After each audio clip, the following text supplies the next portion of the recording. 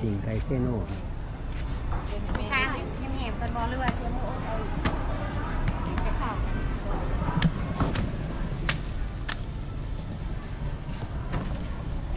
ไก่เซโน่ เอาเอาสิแม่ไม่ต้องยั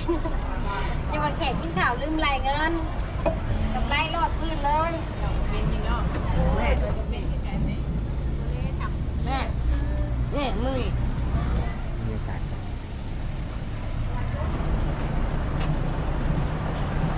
ไก่เซโน่ครับ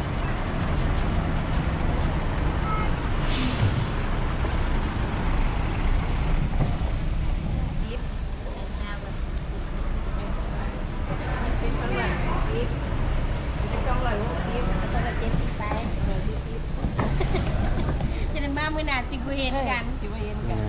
ว่าอย่างนั้นมันกำไรหลายเด้ บ่ได้กำไรหลายบ่ หลายเลยเนาะ ดี ลึก ดี หลายแล้วก็ได้หลายคนเลยเนาะ อืม